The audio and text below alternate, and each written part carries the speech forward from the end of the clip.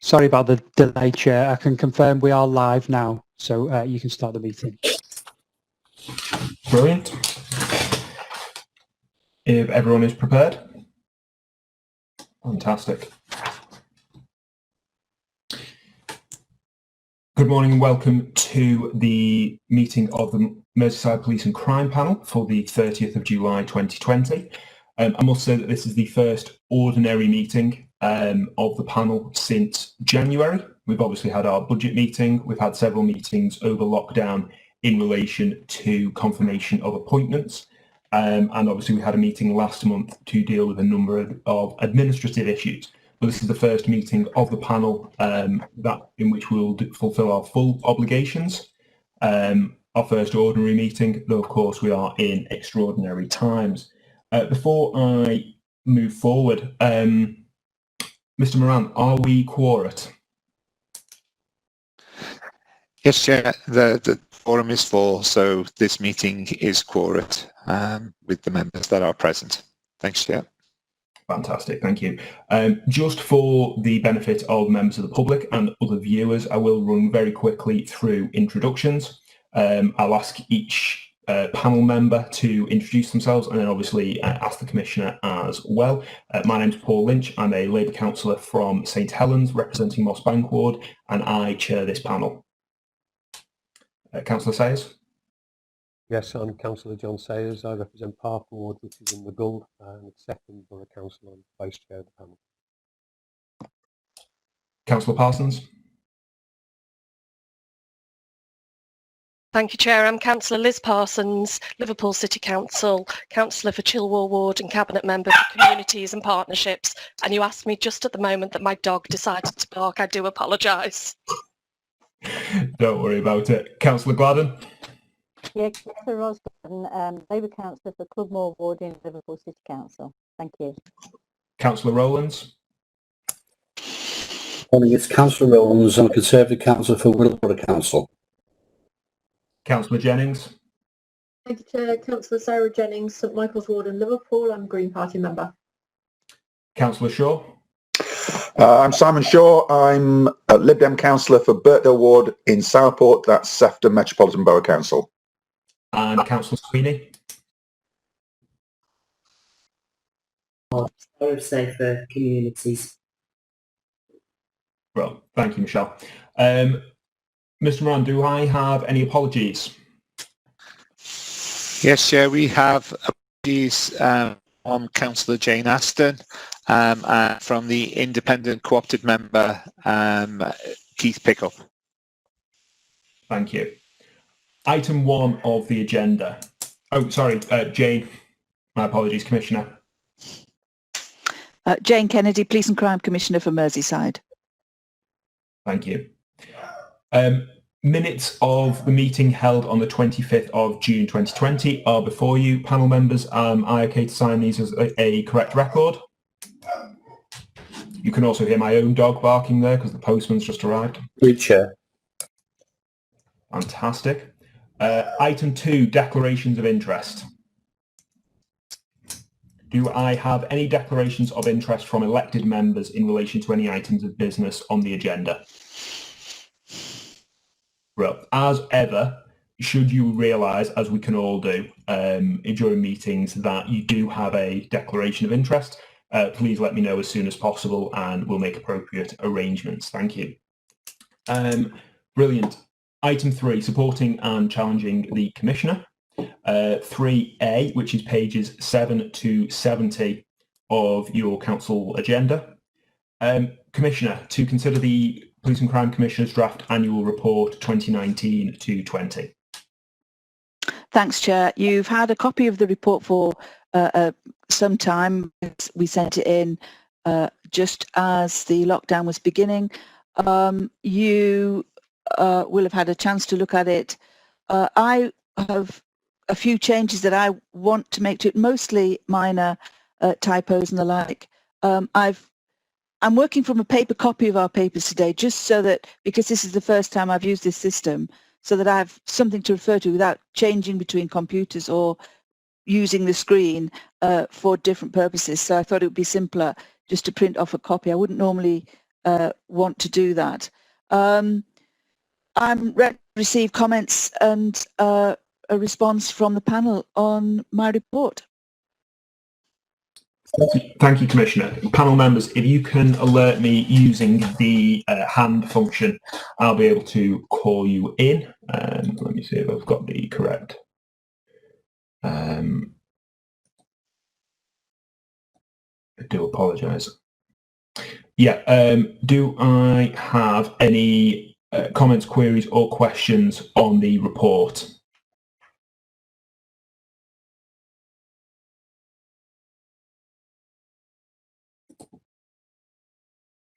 No.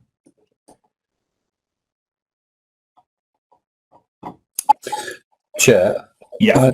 I haven't got a paper copy in front of me. Is this where I ask about the estate? No, further on, Councillor Rowlands. No worries. I don't have any hands showing, so I will be minded to move forward. So are we agreed, obviously because we gave some commentary last time we discussed this annual report, are we agreed that the Commissioner has taken our position on board, and are we agreed that we will review the final copy of this annual report shortly before we all start reviewing the annual report 2020-21? Are we agreed that we will review the final version at our next meeting in September? All those in favour? Any against? Any abstentions? Brill. Thank you very much. Thank you. We consider that noted. Item B, Police and Crime Commissioner decisions, pages 71 to 74 of your agenda. Again, you've got all of those in front of you, either in paper copy or sent to you digitally. Let me just turn to the relevant part. The report that supports it is comprehensive. There's a lot of decisions, around 28, I think. So I think it's best, and it will be for the best use of time if I simply see what comments, if any, that panel members have got and respond as best as I can. Of course. So I have, first and foremost, Councillor Jennings, and then I believe Councillor Rowlands wished to raise an issue in relation to property disbursement. So if I can take Councillor Jennings first. Yeah, sorry, it took some time to find the little hand button. It's really just that I was on one of the panel who interviewed the proposed candidate for Deputy Commissioner. I was just wondering, has the PCC decided against pursuing opposition of deputy for the remainder of this year? As of this moment, I have no plans to propose to appoint a deputy. Thank you. Thank you, Commissioner. Thank you, Councillor Jennings. Councillor Rowlands. Good morning, Commissioner. The estate, I noticed on the report about property values and so forth. Obviously, with the COVID problem we've got property values falling over the next couple of years, and that's quite widely announced. Will this affect our estates? The second question I've got is in condition with Heswall Police Station. I understand that the buyer of Heswall Police Station has pulled out for those very reasons of the property valuations going down over the next couple of years, and he's pulled out. The car park, what could you tell me the position on the car parking and the contract with Marks and Spencers, please? The reason I'm asking, Commissioner, is there anything that we can do to help keep these people on board? The people that were buying the Heswall Police Station has pulled out because of he can't see the value in it now because of the drop in valuations. Is there anything that we can do to keep them interested by obviously talking to them about cost and so forth, to keep them interested in buying the Heswall Police Station? The reason I'm asking is we're desperate to keep the Heswell Police Station and not have it knocked down, being a beautiful building within Heswell. Are you, sorry, Chair, is the council referring, which, is it, are you referring to decision number 4, which is the estimates and adequacy of in terms of the question around prices and values of property? Or is Yes. it the general? Yeah. It's the two questions, Commissioner. It's around the property values and how it's going to affect us, obviously with the property values going down, and how we can mitigate that by helping maybe relook at the valuations of our properties to help people keep interested. And of course, I've cited Heswell one because we've lost the buyer from that one. He's pulled out because of that very reason. We're coming later on the agenda to item 5 is a discussion around the estate strategy. Insofar as market prices go, we will be affected as any other seller of property will be affected. At this moment in time, Heswell is the only piece of property that I believe we have either on the market or close to being market ready. You're right to say that the person who had expressed an interest, the prospective purchaser, has since withdrawn. That's fairly recent. We, based upon advice I get from the professional advisors who take me and work with me through the whole estate strategy, I propose not to do anything further right at this minute because of the obvious concern and instability around the economy generally. We propose to wait perhaps for a couple of months before putting Heswell back on the market. However, that doesn't mean to say that we can't receive advice in the meantime. In terms of the Marks and Spencer's car park, which I think is one of the decisions, let me just find it. Sorry. I'm sure it's on here.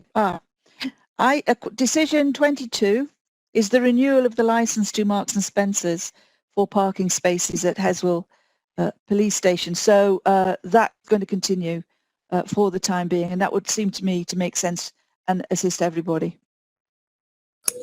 Thank you, Commissioner. Thank you, Chair.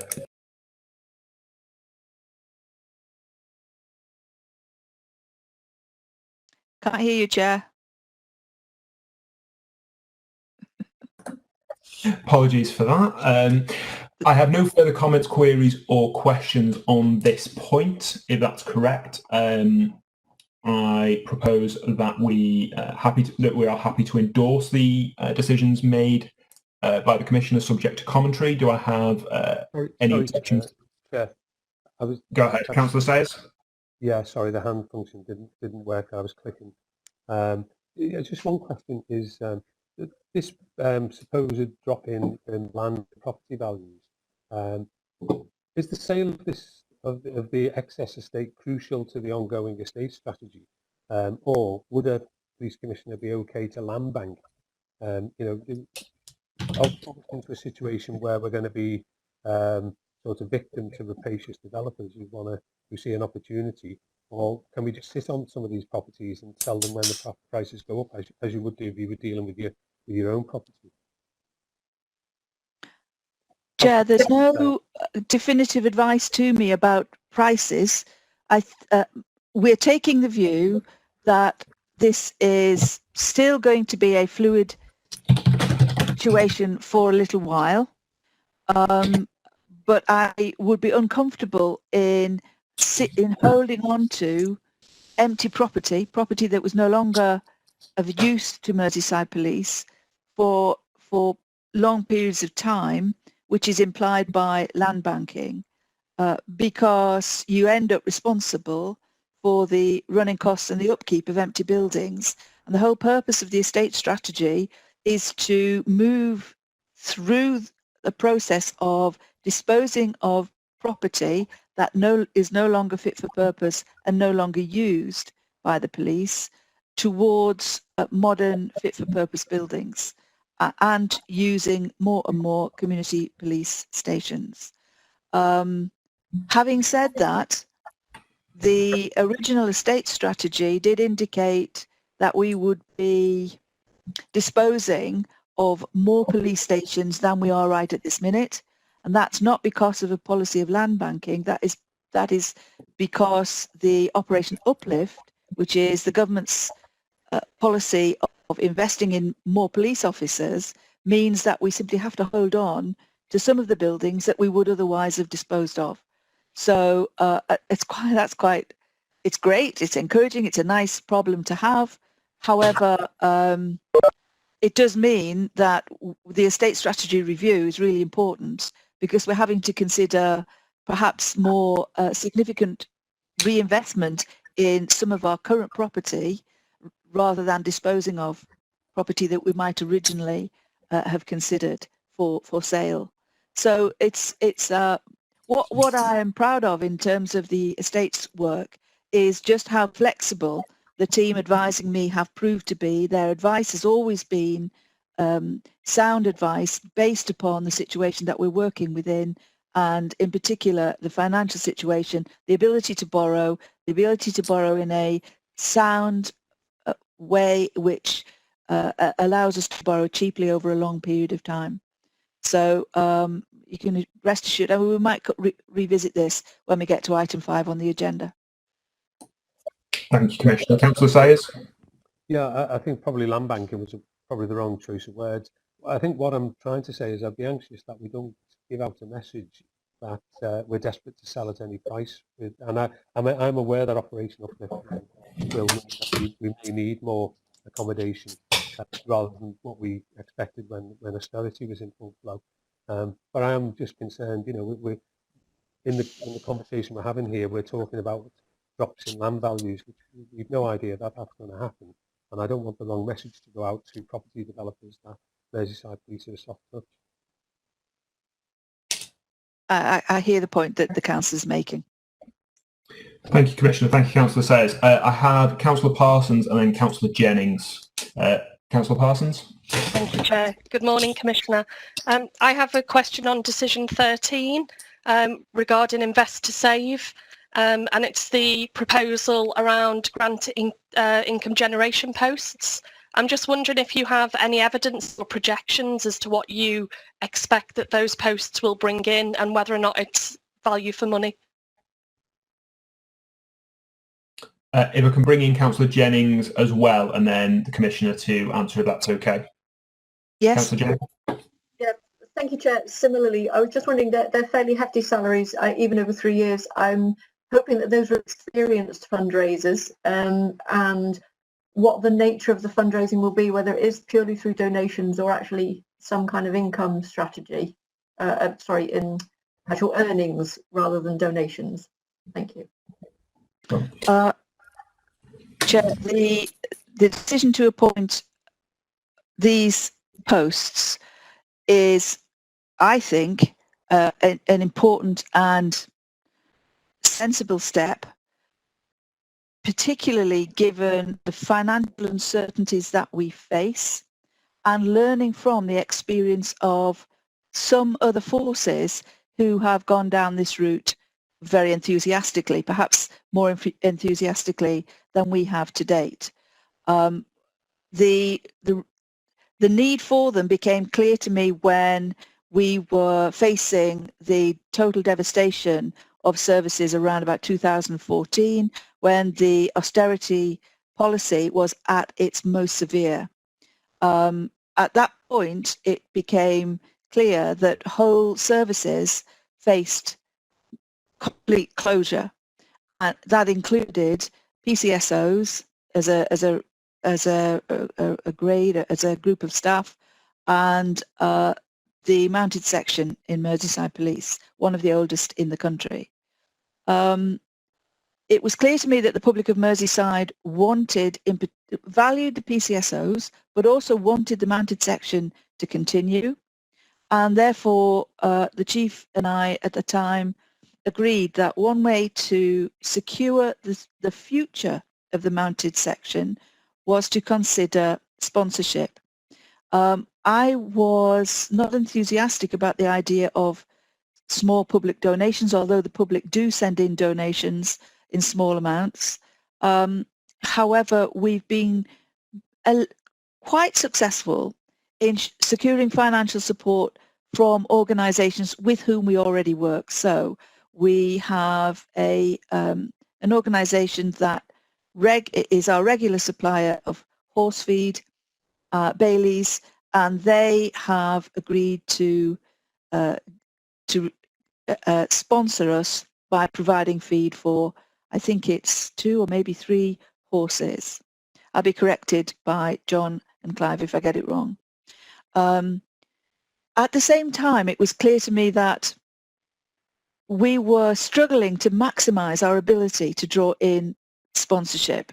We had a very clear policy around sponsorship. It had to be from reputable organisations. It had to be organisations with whom we were comfortable to work and that the public of Merseyside would support. Another organisation that occurs to me to report to you is, you remember, the University of Liverpool became the provider of veterinary services to our mounted section, and that helped us to reduce the costs of that, and at the same time the students at the university get the opportunity to work with some of the biggest working animals around.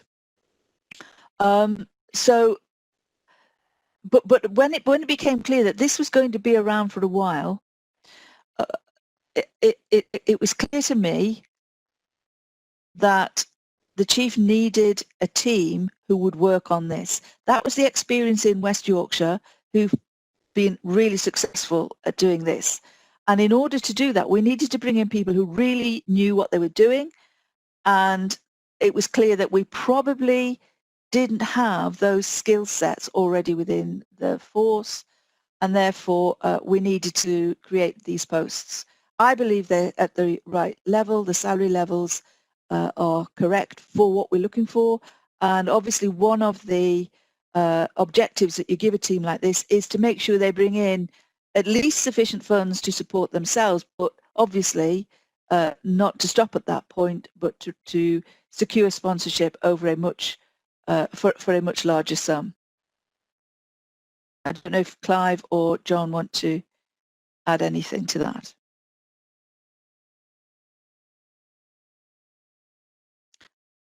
Clive's trying to unmute.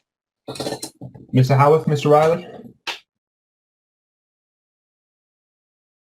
Yeah, I mean, the idea of this is obviously to fund the officers over 3 years. It is one-off funding for that period, and as the Commissioner highlighted, it is about trying to make sure that it becomes self-financing in the long term, and that's really the aspiration.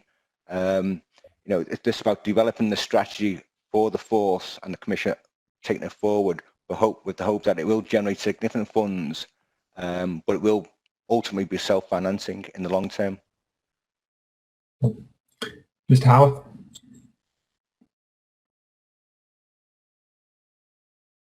Can't hear you, Clive. I can't add to it. Thank you, Chair. Nothing to add from me other than to say the salaries will have been determined by the Hay evaluation process. So we're quite reasonably content that they are sound valuations, really. All the other points have been covered by John and the Commissioner. Right. Thank you very much. Councillor Shaw, I can see your hand raised, so I'll call you in just a second. Councillor Parsons, Councillor Jennings, has that satisfies your queries? Thank you, Chair. I just wondered whether there is, and I know you've mentioned another force that have been really successful, Commissioner.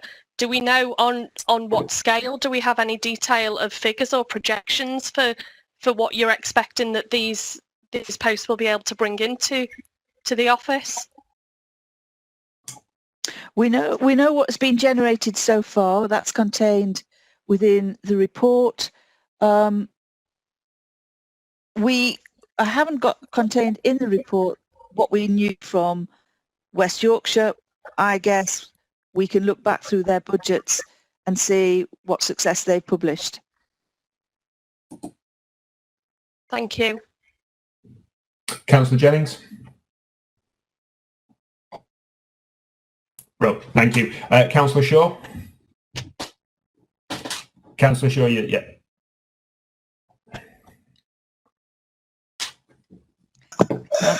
There we can. Oh no, you've Simon, you've knocked yourself back onto mute. Sorry. Right. You can hear me now. Yes. Thank you. Sorry. Commissioner, hi. Back to, I think it's 0116 Canning Place preparation for disposal. Yeah. And I note that the report that went to you includes the following in 2.4. Canning Place has been described as one of the most important development sites outside London. It goes on to say the site has an important link between the prime city centre retail area and the waterfront arena and conference centre. And obviously we all recognise that retail areas valuations in a way could be massively down. I would also assume conference centres. I mean, who, is it the Republican Party's cancelled its conference? If you like, conference centres are not going to be an opportunity for the next few years. So my question is this. Is there anything in the public domain indicating currently, I mean, obviously there will be in private and confidential, but I'm asking, is there anything in the public domain, as my first question, that gives an indicative value of the Canning Street site? I think you have to go back to the original estate strategy, which might contain something in the papers there, where we were working on an evaluation that even then was a couple of years old. But there is nothing at the moment that indicates its value. I'm not entirely in agreement that that we should discount conference centres. I firmly believe that we will come out of this period of public health emergency, and when we do so, we will need to be ready to move back into a fully functioning, all singing, all dancing economy, and anything that I can do as police commissioner using the assets of Merseyside Police to bring benefit to the region must form part of any such programme and recovery programme. But at the moment, the conversations between the different partners who have an interest in this are at the early stages. Right. I think where I was leading was that I'll come up with a ridiculous. If there was an indicative, sorry, this is a personal view, but I could see, compared to a few years ago, a couple of years ago, should we say, that sort of retail type sites might literally, as land, be worth half what they were. And if there were, I'll pick a ridiculous figure, a value of 50 million for here, then in a way it might be that the value now is only 25 million, and that clearly would be a highly significant negative impact upon the capital financing. I suspect the value isn't anything like 50 million. I'm really just trying to get a feel of the extent to which the almost certain reduction in capital value for that very large, most significant site, I mean, it clearly is overwhelmingly the most significant site of all the disposals, whether in fact, whether the likely reduction is really worryingly large, or it's just, yes, it's a couple of million, but when you're spending tens or whatever the figure is, hundreds of millions on the estate strategy, well, it'd be nice if it went up a couple of million. If it goes down a couple of million, it isn't the end of the world. It's really just trying to get a feel for how significant this is. I just want to reassure you, I have not asked for a current valuation of the site. I don't propose to do so. Not at this moment. I will be responsible for the site until next May. The force will want to continue using the site probably until December 2021, by which time most staff will have migrated across to the new headquarters, and it's only from the point at which the site falls empty that you really move into a critical period regarding its value.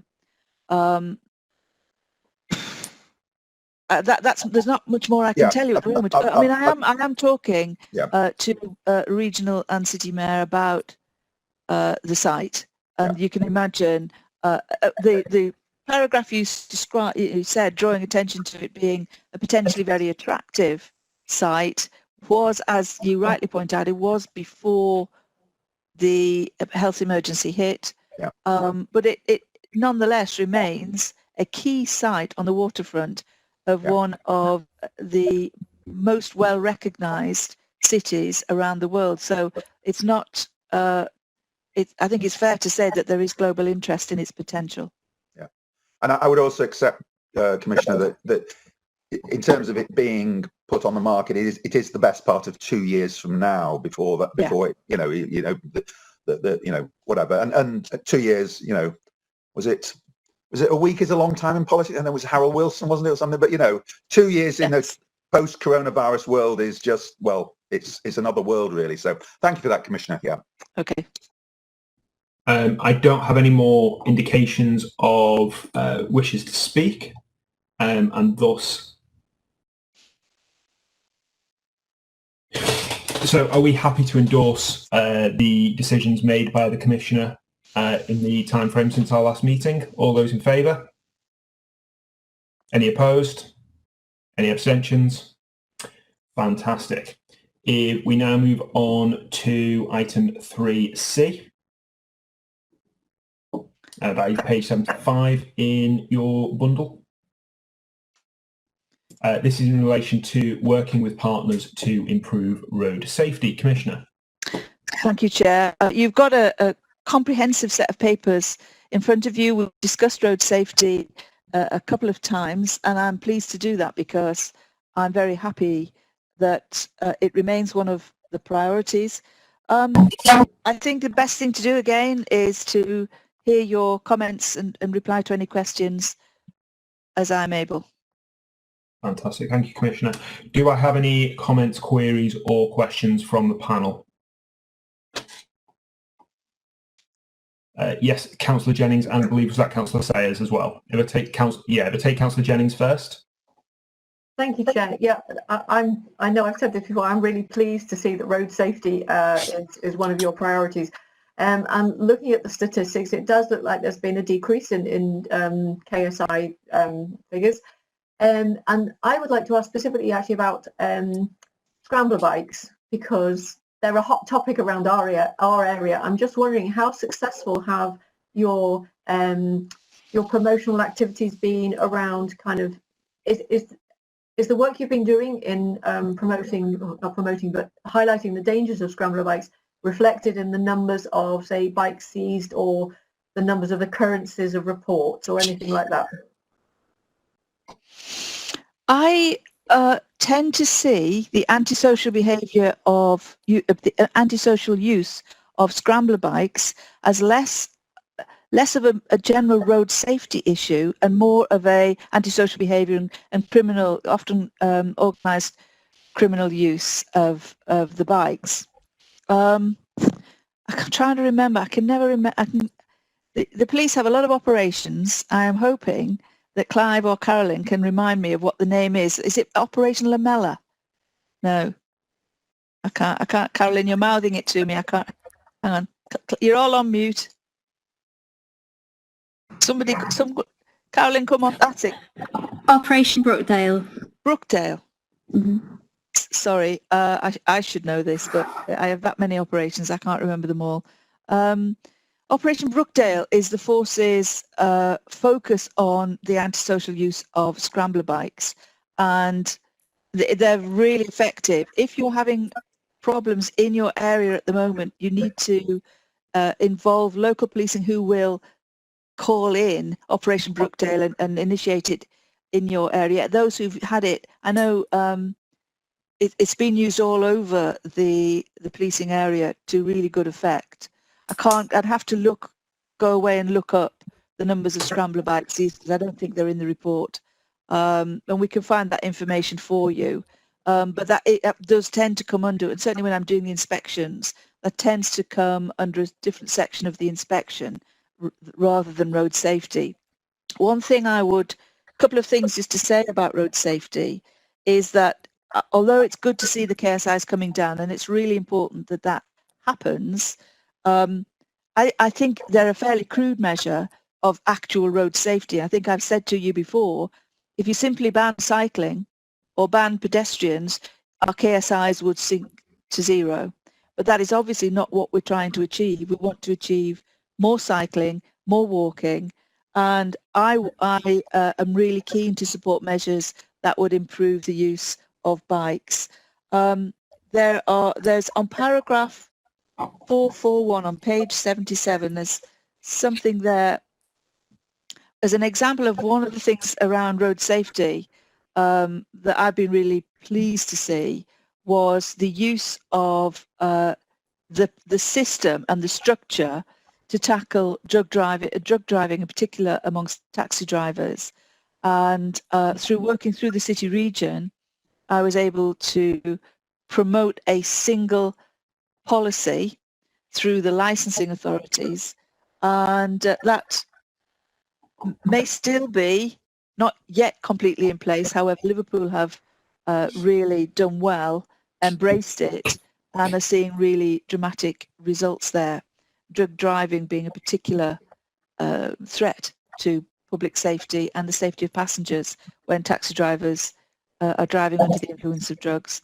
But in terms of bikes and scrambler bikes, I would have to get you that information, I'm afraid. Councillor Sayers? Yes, thanks, Chair. I'd just like to congratulate the Commissioner and the force on the reductions. I mean, there are 150 people walking around today who possibly wouldn't be walking around had this strategy not been put in place. I've just Googled the costs. I know I've mentioned this before, but the Department of Transport tells us that a fatal accident costs £1,958,303, and a serious injury £220,058. So when you work out how much the savings in financial terms for the National Health Service and for the economy in reducing KSIs by 150, it's a vast amount of money that we've actually saved the economy and the NHS. And of course, you can't put a price on the incalculable human misery that would have been inflicted on people. So I'm really pleased with the results, and everyone should be congratulated. Thank you. Good, thank you. And when you work with an organisation like Road Peace, who bring together regularly families who've lost somebody as a result of a road traffic incident, it is really heartbreaking and clearly has a very similar impact to the loss of somebody through murder or manslaughter. So the point you make is valid. Thank you. Thank you, colleagues. I'd actually like to come in on this point because I notice several items related to the brake contract with the Ministry of Justice, both in 6.4 and 8.2 of the report. First of all, how are things progressing with the MOJ in relation to brake? As far as I'm aware, the discussions continue. The problem that we've had, and I don't know if the problem that we've had is that victims of a road traffic incident are not defined as a victim of a crime unless the incident becomes a criminal prosecution. I think that's right. Yeah. However, what I do is I support what is called here a homicide hub, which is working through Families Fighting for Justice, and they do offer support to families who've been affected in this way. And that, I think, helps us locally. Brake offer services that we've not used locally because we have these other services provided. And the MOJ debate is hung up on this issue of how you define what a victim of crime is. Yeah. Okay. Would it be welcomed for the panel to contact the MOJ as well to support the police's general seeking of a further funding for the brake contract. That would certainly be a matter of interest, I think, to panel members. I don't know if Nick Mills, who leads for me on this, would want to comment. Nick, I know we can't see you, but I know that you're listening, and we can probably hear you if you unmute. Would it be okay to invite Nick in? Absolutely. Mr. Mills? Thank you, Hey. President. Thanks, panel. Ministry of Justice consulted with all BCCs over the last 18 months. Initially, the contract was extended by Ministry of Justice to cover the last year, and the contract ended on the 31st of March. I don't think there's any thought that Ministry of Justice is going to pick up the service again in the future. Department for Transport have supported the service, so it's been able to continue delivering support services to victims. It does support victims nationally. In Merseyside, we've made really good use of local services. So we've got Aftermath and Road Peace who support victims in a similar way to Brake across the Merseyside area. So in that case, the service has continued. Brake provide what are known as support packs, and that is still happening within Merseyside. But I don't think MOJ will be picking up the service again in the future.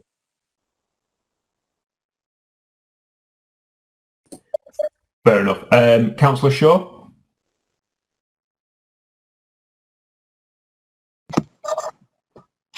Thanks, Chair. I just want to refer to something which was, prompted by reports in this last weekend's Sunday Times, and it's about 20 mile an hour limit. 20 mile an hour limit puts brakes on a third of UK towns. Included a comment that in London, since the start of the year, there'd been a staggering 77,000 motorists who've been there's caught breaking the 20 mile limit and face court hearings, fixed penalties and speed awareness workshops. I'm presumably not the only councillor here who over recent years have approached their local police inspectors or whatever and been told understandably that enforcing of speed limits is something the police do, but it has to be within the context of other priorities. And I just wonder, I think putting more emphasis on enforcement would perhaps be an operational matter, which is within the purview of the Chief Constable. But I wonder whether the Police Commissioner either has had or would be willing to have some serious discussions with the Chief Constable about, I'll call it a sort of a nudge towards enhanced policing of speed limits. Whether it's the 20 mile an hour limit that's prevalent in a lot of urban areas or 30 mile an hour limit. Is that something the Commission either has done or would be willing to do? I can assure you it's something I began having a conversation about quite some time ago, before it became one of the priorities. And the reason it became a priority was because it made it easier for the force to begin to consider how it could meet that priority. One thing that's really important, though, is that you don't reduce KSIs by enforcement alone. It's really important that you do enforce speed limits where possible, but it is equally important that you tackle the culture around driving and speeding within a given area, that you do so through education, and most importantly, in my view of all, that you have engineers who understand the importance of safe roads and engineering into those roads the best possible and safest possible environments for cyclists and pedestrians. So what slows traffic down is good for road safety, and it brings about a safer environment for people to cycle and to walk. But what cyclists are saying very clearly is that the most safe place for a cyclist is in an area from which road traffic, vehicles, buses, lorries, and cars is excluded. In other words, dedicated cycle lanes, but those require investment and they require engineering, and they have to be designed into the main route so that people who cycle for commuting purposes have sensible routes and can follow a good route to and from their workplaces without having to perhaps meander through ways in which then it doesn't encourage them to use them.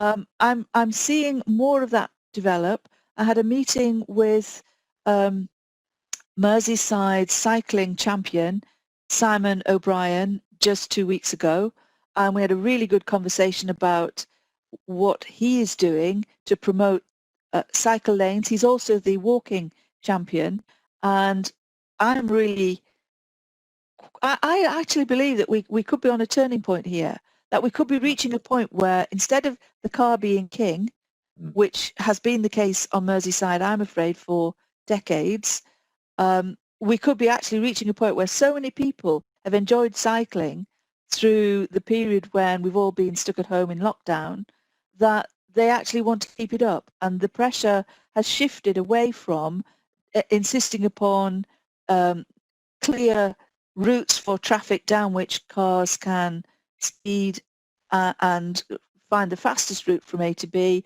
into a different kind of culture whereby people are more considerate in their driving decisions and give more space for cyclists, and that more thought is given to the design of road junctions to allow for pedestrians to cross more safely. I think we're seeing an increasing number of pedestrians where all, say it's a crossroads, all 4 roads are stopped while pedestrians can cross. I'd like to see more where a pedestrian can cross diagonally across the road. That would be a terrific thing to achieve, and I think we're moving towards that. So I think, yes, the police have to be encouraged to enforce as often as it is possible for them to do so, given the resources available to them. But equally important, engineers who are sometimes extremely powerful people within their local authorities, that they too have much more focus on road safety. I think the Merseyside, just personally a personal opinion, I think the Merseyside Road Safety Partnership should be given much more of a profile than it has. It has a brilliant chair now in Superintendent Nairi Wayne. Is she a Chief Super actually, Clive? Yeah, Chief Superintendent Nairi Wayne, who has really gripped this. And I would want all of you to encourage your road safety units and protect them within the local authorities, even in the face of ongoing cuts for your budgets, but to encourage them to be as energetic as it is possible for them to be, and to engage in the partnership so that we can help each other through what might still be quite difficult times. That's great. Thanks, Commissioner. Thank you, Commissioner. I've got Councillor Jennings. Yeah, thank you, Chair. I was really glad to hear you mention the fact that engineering is key, and obviously there's a kind of there's a political influence to be had there as well, because so often the idea is grand, but the execution is less than good, and what actually we see being installed doesn't quite work for anybody. So I was wondering then, because it is one of your priorities, and you've said you've been in discussion with the city region mayor on promoting this, how much more do you think you can influence highways design, for example? Is there any more that, I mean, no, as a local councillor, I try and push for better cycling, but you did say the engineers are pretty powerful in their own domain. I'm just wondering, what more can we do to influence them in the right direction? I think the first thing that you could do, any tutorial you can give to Simon O'Brien, he has proposed 6 routes for cyclists that would make an immediate difference and can be done fairly quickly. And because the government is keen to encourage the continued use of cycles, he has gained some ground, and that work is actually underway, certainly within, I think it's primarily within Liverpool. So and he works for both the Mayor of Liverpool and the regional mayor. So any support you can give, any encouragement to him and promotion of his ideas and suggestions, I know would be of benefit to the two areas that he's championing, which is walking and cycling. As for the rest, I'm afraid I have absolutely no influence over our engineers. But if you know anybody who does, give me their phone number. Thank you, Commissioner. I have Councillor Gladden and then Councillor Sweeney, and then I'm hoping to make progress as we do still have a number of items to discuss prior to the meeting's conclusion at 12 o'clock. So, Councillor Gladden. Yeah, thanks for the report, Jane. It's really helpful. One of the things we're doing in Liverpool is some pop-up cycle lanes that have happened in the city, particularly the one on West Derby Road, because that affects me quite closely. As a cyclist, you know, cycling in Liverpool, you take your life into your hands quite regularly. So I think the pop-up cycle lanes are really good. There are a number of people who are campaigning against them. I think that's that's sad. Drivers are going to have to force to give up road use basically because they see themselves as dominant within that within the whole transport infrastructure, and I think that's a great shame. But if we're going to force people out of cars, we've got to provide safe routes around the cities to get us out. That's definitely possible in Holland and Germany, where I've cycled previously. They seem to manage it. I don't see why we can't. So I do support the local cycle lanes and the pop-up ones, and it'd be interesting to see, perhaps in a future meeting, how the police view this. Thank you. I have asked the force if they will look at the cycle lanes. One of the problems I understand in some of the pop-up cycle lanes is that people park in them, and that is not an offence, and therefore can't be prosecuted by the local authority. But maybe warnings from police teams, local policing teams and traffic division could encourage or discourage people from parking in those pop-up cycle lanes. That's one project that I've asked the force to consider. But I think you're right. We've just got to, I think some drivers are disgruntled. I think West Derby is an interesting one because it wasn't one of the 6 that Simon O'Brien suggested, but my feeling is, and it's not based on anything empirical, it's just a sense of a change of mood as I've seen more and more people cycling as families and just people actually buying bikes who probably never had them before. I feel that more people will begin to side with cyclists and see the need for a change of culture amongst drivers. And I speak as somebody who isn't a cyclist, used to be when I was a student decades ago. I am a walker, however. I do a lot of walking. So anything we can do, Ros, to support Simon O'Brien and his campaigns, I will be with you all the way. Thank you, Commissioner. Councillor Sweeney.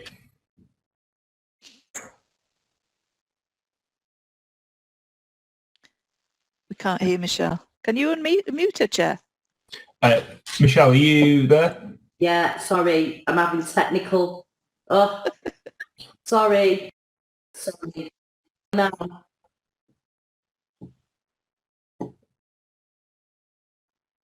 Sorry. No worries, no worries. Can you hear me? We can. Great. I'm having my video's gone down. Just in relation, just concurring with the Commissioner in relation to the level of bikes that have been used, there was actually a national shortage, which is a real positive in many ways. But I currently live on one of the busiest routes coming into St Helens, where sadly we had the fatality of Violet Grace, and the new legislation that is just coming through in relation to dangerous drivers. I was just reading a study in America, a specific highway that had a lot of fatalities, and one of the measures they used was really emotive signing. just remember that somebody loves you, drive safely, that type of thing. And it was something like reduce fatalities by 70% on a specific piece of road. Prescott Road has a number of issues. Obviously, it's the main into and out of St Helens. So just wondering whether anything's been thought along those lines, along signage, because I do think that, as you say, people are going to be a lot more responsive to cyclists now, as a lot more people are doing it, and they say it only takes for public opinion to change, for change to happen. So I just thought whether we could work, with local authorities and the police, because ultimately we all want the same thing, to reduce fatalities and to have safer roads for pedestrians and motorists. I think you find that the decisions around road signs are very much a local authority matter, but the Road Safety Partnership does look at what works, and emotive road signs clearly do work. I often quote an example of the A6 in Manchester, which about 20 years ago, maybe longer, I had cause to drive along as I was on a visit to the university there, and they had placed really big planters, just big concrete planters, and filled them with plants along in the outside lanes of what is otherwise a 4-lane highway, not unlike Smithdown Road or Prescott Road or County Road in Liverpool. I quote Liverpool because I think, are the most easily thought of examples. And so for the A6, it suddenly went from being, in some parts, a 4-lane road and in others a 2-lane road. It had two effects. First of all, immediately slowed the traffic down, but second of all, the shops and businesses along the route were suddenly able to have people park in front of their shops, and it opened up the prospect for more business for them, and the shops began to improve. I'm not suggesting that we put these big planters down Prescott Road as you come out of Liverpool, although it wouldn't be a bad idea. But I know that is one of the routes that Simon O'Brien would be particularly interested in trying out ways in which you could slow the traffic down. It already has speed cameras on it. It doesn't seem to make it any safer for cyclists or pedestrians. And therefore, that might be a route where collectively, with the assistance of Liverpool City Council, the Road Safety Partnership could demonstrate ways in which you can improve a whole community by slowing the traffic down.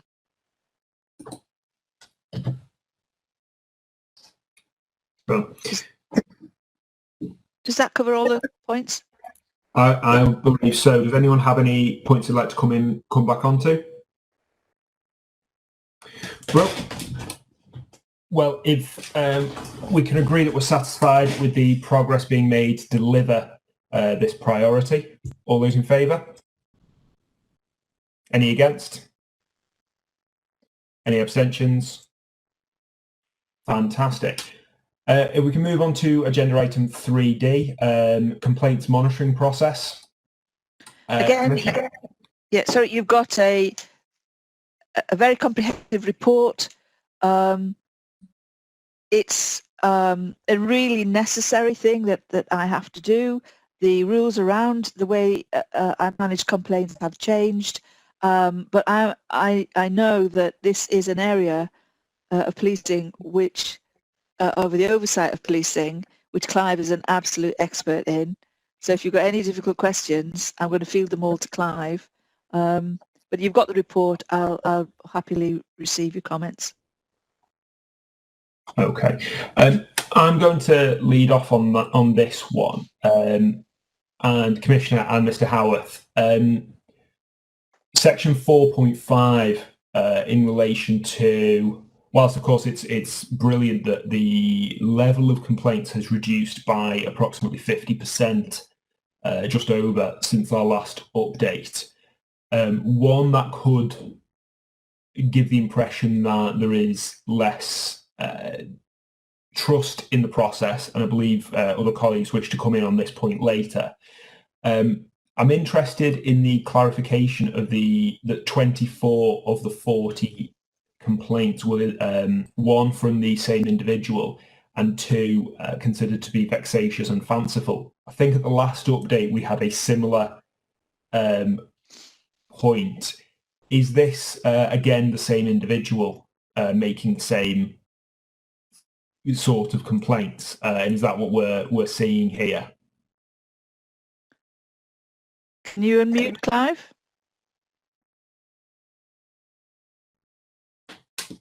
There you go.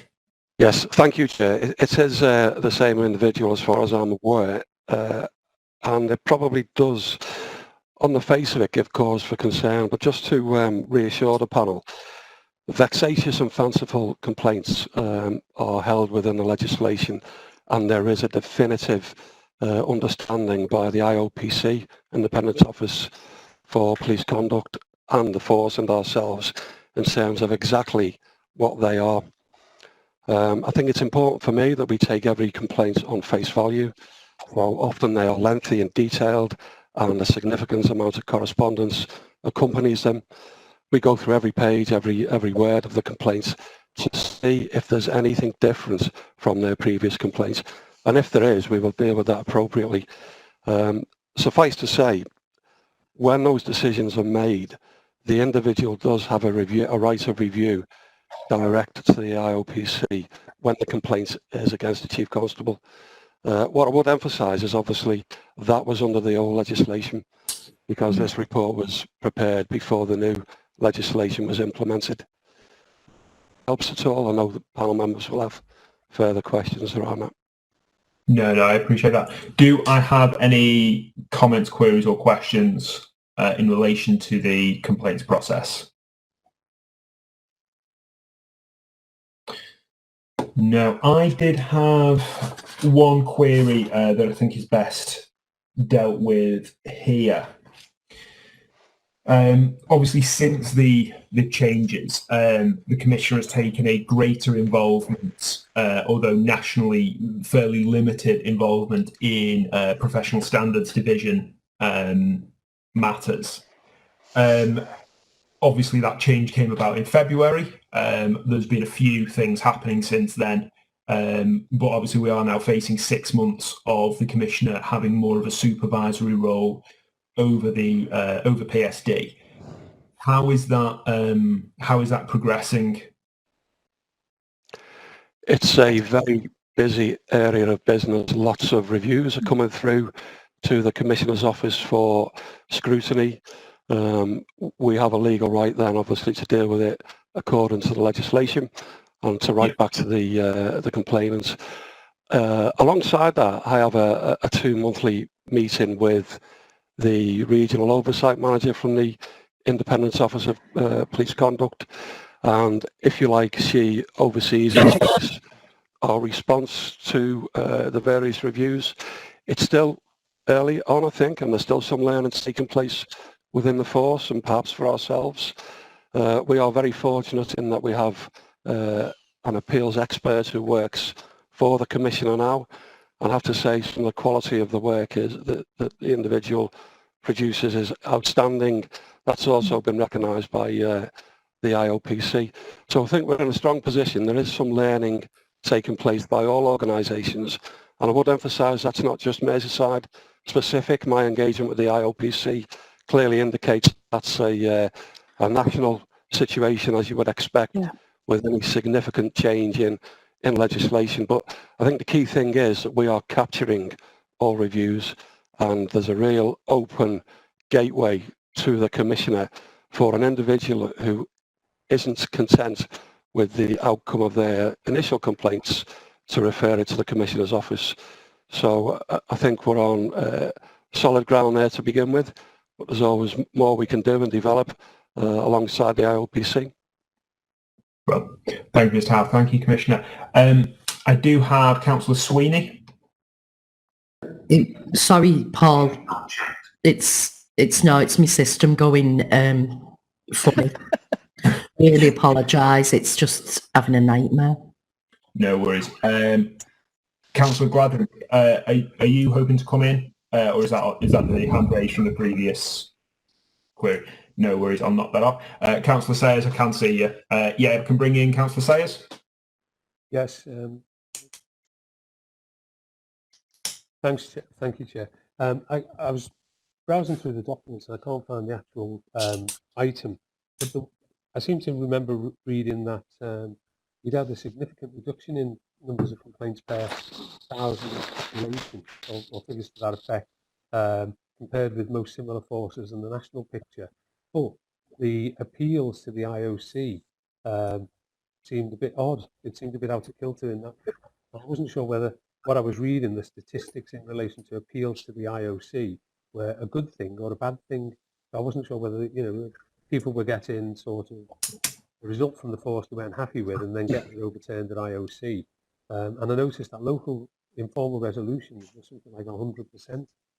I couldn't really make head and a tail out of that, and just wondered what the actual picture was. I think the detail that Councillor Sayers is referring to is a link to the IOPC website. So in addition to the scrutiny that we place, not just by the review process, but also by the dip sampling process that I do on behalf of the Commissioner, you would expect the IOPC to examine all forces in great detail. There is a whole raft of information on the IOPC website regarding the Merseyside picture and set against the national picture. In terms of reviews, I think what's important for me is that we give the individual right of review. We know that some forces are not as forthcoming in that regard as we are, it would appear.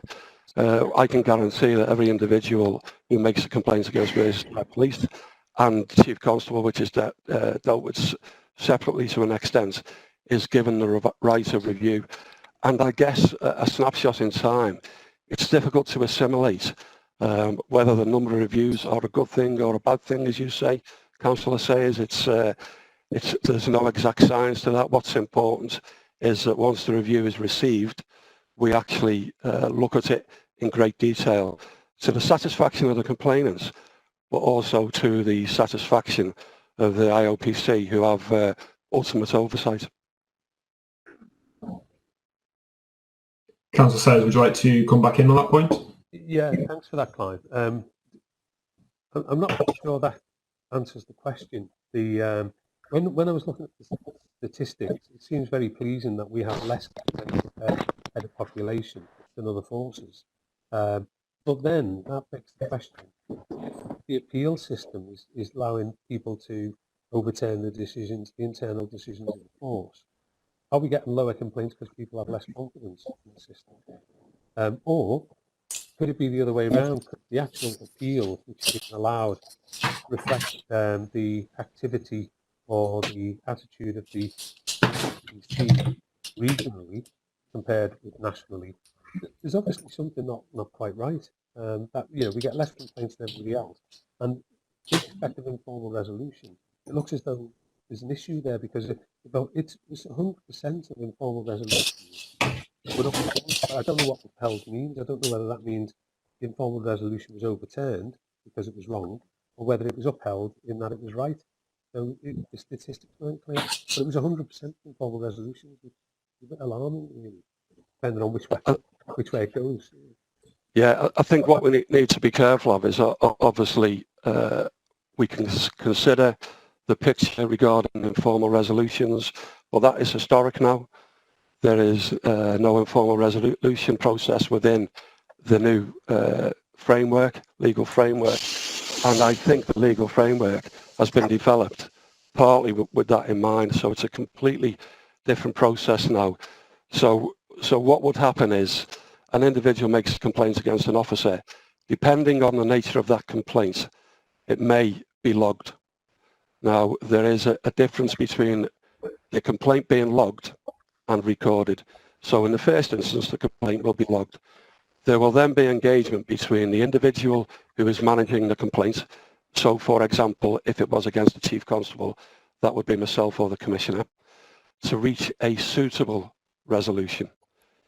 If that can't be done following our written response to the complainant, the complaint is then recorded, which triggers another set of responses, if you like.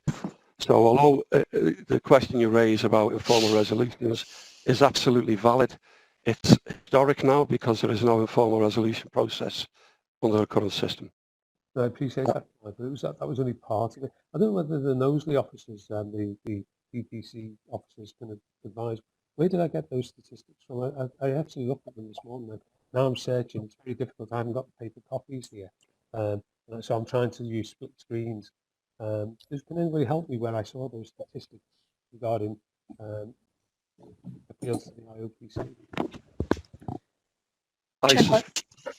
Chair, sorry, it's Councillor Parsons. Can I possibly add something to the question that may help out here? Yeah, of course. Yeah. Clive, what we're asking, when we've been looking at the data, there is an obvious disparity. So, for example, some of the key statistics say that 50% of Merseyside IOPC appeals were upheld, and that's versus a national average of 33%. When we look at the local resolution, as Councillor Sayer pointed out, it's 100% versus 43% nationally. 78% of non-recording appeals were upheld. That's versus 41% nationally. So there is obviously a disparity between the picture in Merseyside and the national picture. So I think what we're asking for is some narrative or clarity about why there is that disparity, what is taking place in the process that is leading to that disparity. Have we got an issue here in Merseyside or not? Thanks, Liz. That's exactly what I was trying to say, but I didn't have the figures in front of me. And then that also conflicts with the fact that we have far less complaints per 1,000 population than the most similar in the national picture as well. So it seems to conflict. It seems odd if the system's not working, but we get less complaints, or vice versa. I think in regard to the statistics, the best thing I can do is take it away, liaise with the head of professional standards and explore the points that you make. The stats that you're talking about, Councillor Sayers, Councillor Parsons, are extremely detailed. There's a whole raft of them held in the behind the IOPC website. I think it'd be virtually impossible to unpick those in this at this meeting, if that's okay with yourselves and the chair. Can I just add one final comment on this, and that is, although I'm really grateful that Clive leads for me on this, and it's part of his role to do so, I personally ask the force and consider the structures within the force, and for me, just as importantly, who it is who is leading within PSD, the quality of the people appointed to that department, and the numbers of complaints that we get. It's part of our quarterly inspection to look at that, and in particular to look at issues like complaints around being stopped and searched. And if I felt there was something fundamentally wrong, I would be very active on it. I haven't got a reason at this point to believe that there is anything fundamentally wrong. I remember Sir John Murphy when he was chief, and I know that Andy Cook has maintained this position, answering a question on Roger Phillips' show around complaints and saying that in his view, maintaining the professionalism and high standards of conduct of the police officers under his command and control was so important to him that he made sure that the best people available to him were put in charge of the professional standards department, because for him a good reputation was very easily lost, and it really hard to sustain. And once you've built it, it takes a long time to build it, and it's easily lost. So his view was that it was really important to make sure that professional conduct was maintained at all levels by all ranks and by staff as well, insofar as it applies to staff. I have no reason to believe that that approach has changed within Merseyside. And I think that is reflected back to me by the numbers of complaints that I mean, we are questioning as a result of the increased use of stop and search and the queries around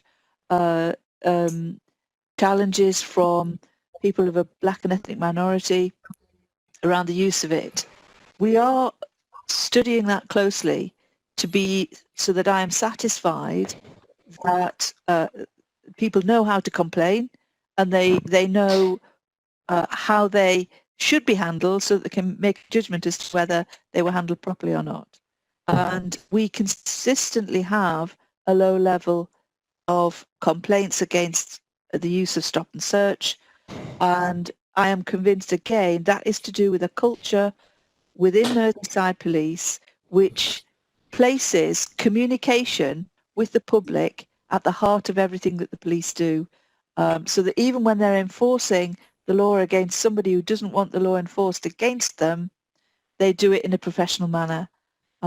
So please don't think that because I've invited Clive to answer most of your questions around this, that this isn't an issue of importance to me. It's of absolutely critical importance to maintaining public confidence in the police. We can get you the figures, so we can do the work that Clive has suggested by all means. Agreed. Councillor Sayers? Thanks, Commissioner. Just to make it clear, there's no implied criticism of Merseyside Police or the Commissioner's office. But clearly these stats don't seem to be fairly inexplicable. But also, as I made out when I first spoke, it could actually imply a criticism of the IOPC, because if it's so out of kilter, it may well be IOPC regionally out of kilter with their own organisation nationally. So I think it is important to have a look at it, because the other thing is if it's ignored or we're getting the wrong understanding, then we could be building up a problem for the future where we're living in a fool's paradise. We think everything's fine, it isn't. But just to echo what you say, I've every confidence in Merseyside Police's professional standards. Well, do I have any further questions, comments or queries on this item? Or can we agree that our satisfaction at the moment with the processes that the Commissioner's Office is using to deal with complaints? All those in favour? All those against? Any abstentions? Fantastic. Thank you. We now move on to item 4, which is page 119 in your agenda item. That is corporate governance framework. Commissioner, do you have anything to add to your written report? Only just to commend the report to you. I think it's really good, very comprehensive. This is something we do regularly, is review the governance framework, and it's what keeps me safe, John Riley and Clive Howarth, in terms of the advice that they give me. So this is a dry and dusty but very, very important part of the work. Fantastic. Do members have any comments, queries or questions on the corporate governance framework? No. No. Are we then satisfied with the framework and can progress on? All those in favour? Real. Agenda item 5, which has obviously already been a product of some discussion. That is the estate strategy, and that is page 247 of your agenda items. Commissioner, do you have any further commentary to make for your written report, or are you happy to take questions? Just to move straight to questions, happy to commend the report to you. Fantastic. Do I have any comments, queries or questions? I know obviously we've already discussed matters around Heswall Police Station and Central. Do we have anything further to add? No. I'm not seeing any raised hands either on video or by my little box here. So I will move forward. Are panel members happy to endorse the progress currently made on the estate strategy? All those in favour? Any against? Any abstentions? No. Carried. And then agenda item 6, governance arrangements. I understand. Sorry, Chair. No, go ahead, Commissioner. I was just going to say, my understanding is that everything is up to date. Yes. I see further items I would like to raise. However, panel members, I have no indications, and therefore are we happy to endorse the responses? Agreed. Real. I'm going to just quickly move on to something that I was going to raise in AOB, because then item 7 is not part of the agenda in which the Commissioner needs to be here for. That's an internal matter in relation to independent co-opted members. One thing I will ask the panel, and we have informally discussed this earlier this morning. Last week, the Home Secretary announced a in-depth review of potential reform to the roles of police and crime commissioners. Ideally, apparently, to extend the powers and also extend the stature of the commissioners. I would move that both via our officers and also any information that the Commissioner's Office receives, if we can notably add this item to our agenda for our September meeting, if colleagues are agreeable to this. Agreed. Yeah, definitely. Fantastic. We do have the process to fill the remaining vacancy. However, Commissioner, that is the end of your engagement in this meeting. You're happy to stay for our last item, or you staff are free to leave. Thank you very much. Thank you, Chair. Oh.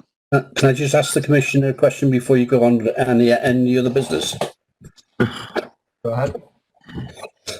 Commissioner, the number of police that's been recruited since the start of the process, could you give me the number of the police that has been recruited? How many's actually in training? And if you can, tell me how many would be allotted to Wirral.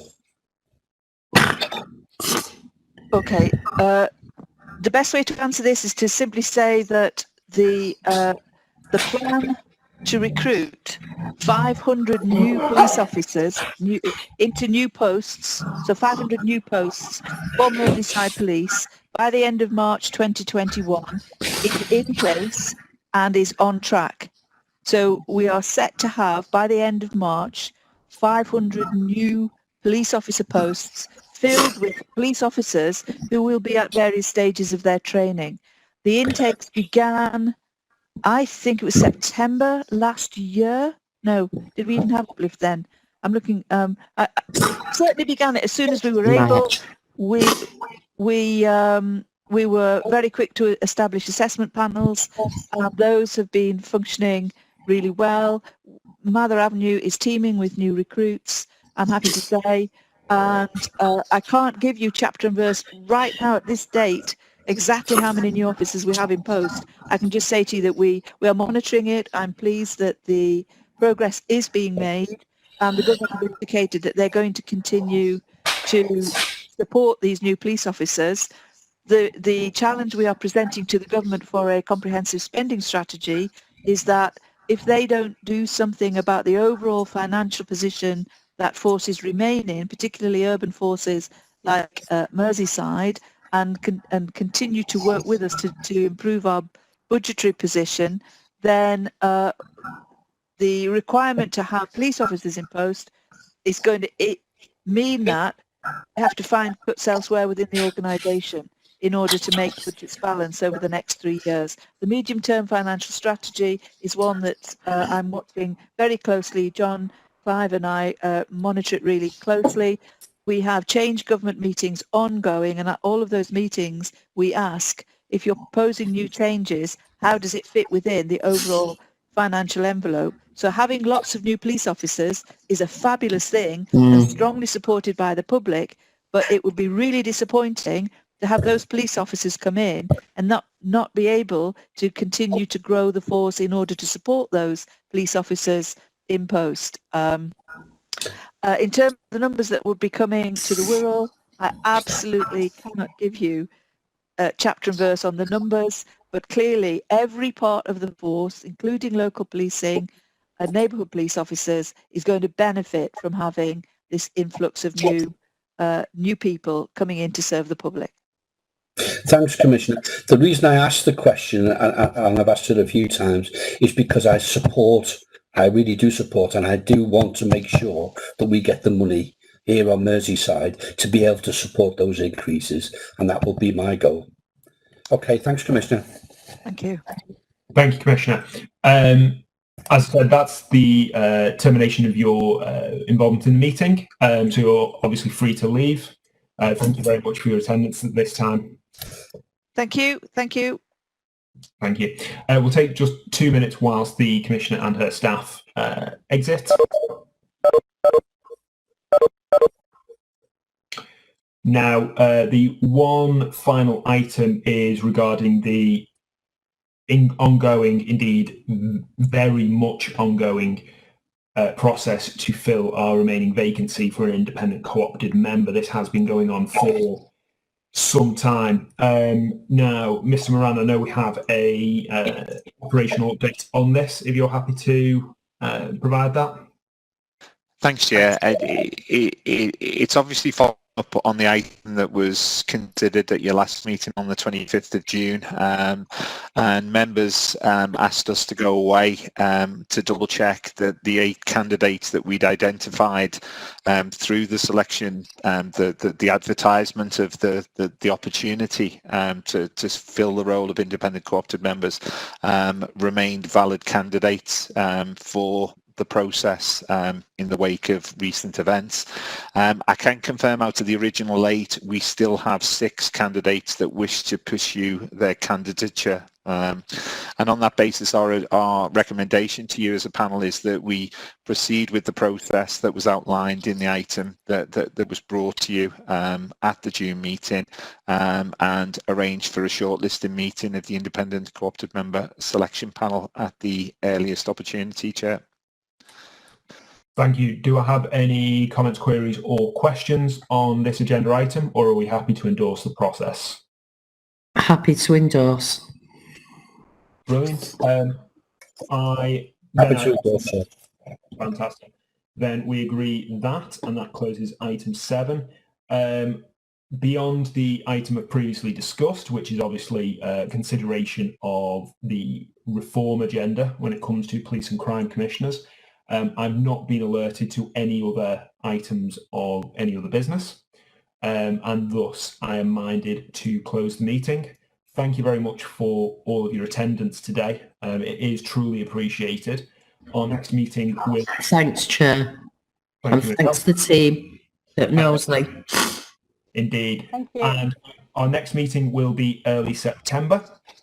So I look forward to seeing you all then. Otherwise, have a great rest of your Thursday. And thank you very much for the public who are watching as well. Thank you very much. Thank you, Thank Chair. you. Thank you, Chair. Thank you, Chair. Well done.